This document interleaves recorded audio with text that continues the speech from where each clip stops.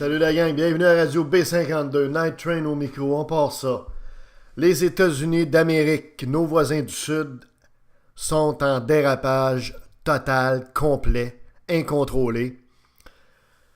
Au niveau de la présidence, au niveau du comportement de Donald Trump, de sa clique, depuis l'accession au pouvoir de Donald J. Trump, ce pays-là est en train de devenir ce qu'on appelle une kleptocratie. Qu'est-ce qu'une kleptocratie, mes amis?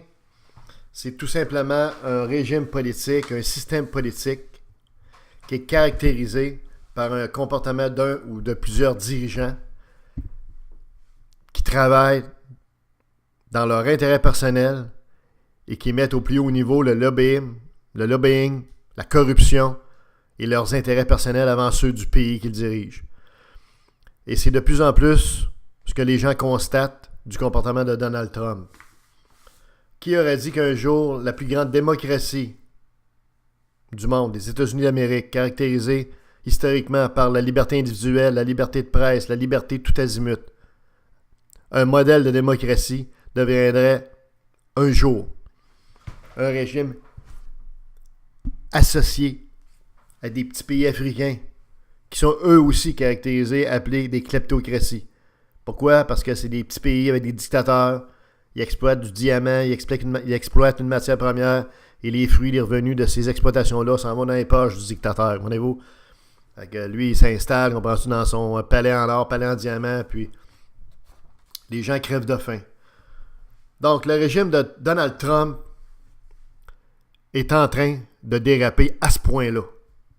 Mais on va vous expliquer pourquoi, avec des faits, des gestes concrets, des données factuelles qui montrent que ce pays-là est en déroute sur le plan politique.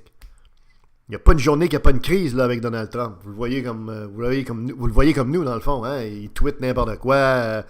Il est tout le temps en train de se défendre personnellement plutôt que de vraiment avoir la stature d'un président puis de passer par-dessus passer par au-dessus de ses considérations puis ses humeurs personnelles dont personne ne se soucie, on s'en foutu. Mais non, il n'est pas capable. Donc, c'est vraiment la Maison-Blanche est dans un état de chaos, comprenez-vous. Les démissions succèdent pratiquement à toutes les semaines. Bon. Vous savez, on va vous donner quelques faits qui montrent que ce pays-là est vraiment devenu là, une contrefaçon de la démocratie qu'ils étaient historiquement. D'abord, au niveau de sa fortune personnelle, tout ce qu'a fait Trump, c'est il a nommé son fils Donald Junior, Senior. Il doit être Senior, hein, Junior. Écoutez, en tête d'un trust avec un autre bonhomme qui est le chef de ses finances, puis finalement, il demeure le propriétaire du trust, puis il peut y mettre maudire dehors comme il veut. Fait que finalement, c'est juste une façade. Il n'a jamais, deuxièmement, donné ses rapports d'impôts, ce qu'aucun autre président a fait. Tous les autres ont fait, qu'on les aime ou qu'on les aime pas. Et écoutez bien ça, on a vérifié cette information-là à 2-3 sources. Sur les 193 jours de présidence de Donald Trump, eh bien, Donald a été 57 jours dans une de ses propriétés. Soit un hôtel, soit sa maison personnelle en Floride, ou peu importe, des propriétés. Donc, 57 jours sur 193, il recevait du monde, des politiciens, il recevait des gens de d'autres pays dans ses bâtisses à lui. OK? Il y a un hôtel Donald Trump à Washington entre le Capitole et la Maison-Blanche. Et il a signé en 2013 un bail de 60 ans lui permettant d'exploiter cet hôtel-là.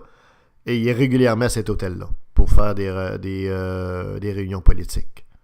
Donc, c'est vraiment là, un conflit d'intérêts flagrant. Ça n'a pas besoin d'être étudié par des gens qui ont fait des doctorats en éthique pour comprendre que ça ne marche pas du tout. Là, tu sais. Ce qui est remarquable, c'est qu'en plus, il reçoit des pays étrangers dans cet hôtel-là à Washington. Par exemple, en février, il a reçu le gouvernement, les dirigeants du gouvernement du Koweït pour célébrer une fête très importante avec les Koweïtiens. Et en mai, il a reçu les dirigeants président de la Turquie. Okay? On s'entend que ces deux pays-là sont dirigés par des dictateurs. C'est des dictatures, là. OK? Mais il les a reçus dans son hôtel, puis il fait des ententes avec ces gens-là. Donald Trump a des intérêts dans une vingtaine de pays, OK? Incluant une très, très grande tour, très moderne, dans les Philippines. Les Philippines sont dirigées par un dictateur qui s'appelle Duterte.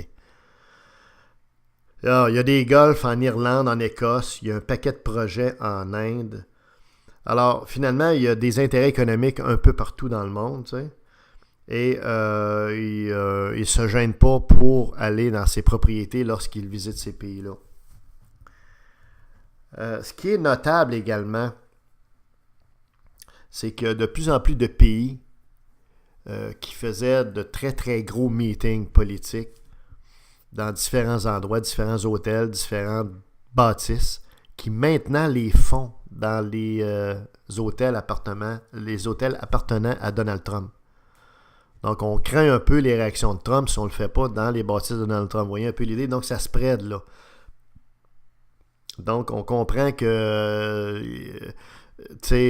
Trump a énormément d'impact sur les décisions prises par beaucoup de pays de tenir des rencontres dans ses hôtels à lui, dans ses propriétés à lui.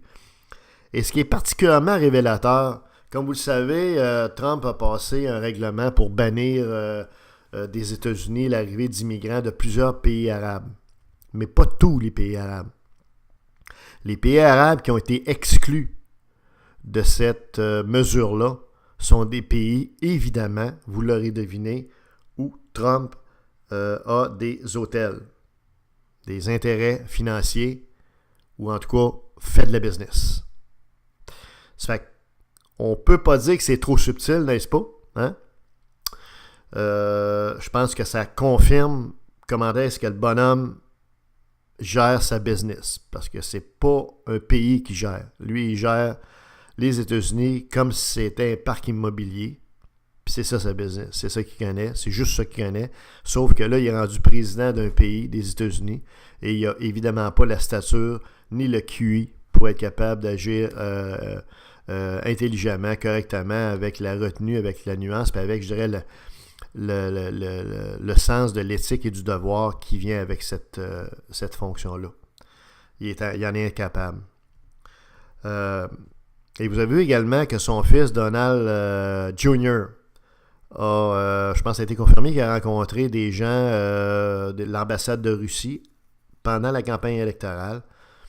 Et ces rencontres-là avaient simplement pour but de concocter, je dirais, un cocktail explosif de courriel qui a sauté d'en face à Hillary Clinton. Alors, loin de nous l'idée d'encenser Hillary Clinton, on pense également que c'était pas une très, très grande candidature là, au niveau de la présidence, tout comme Trump non plus.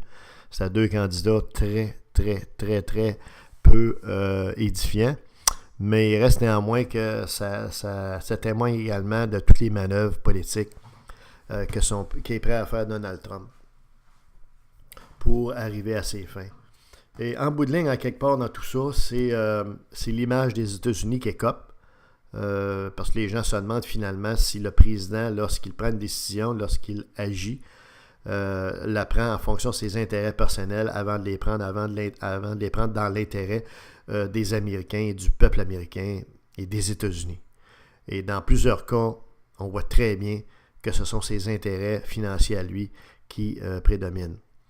D'ailleurs, son fils, Eric Trump, qui gère le holding, qui gère l'ensemble de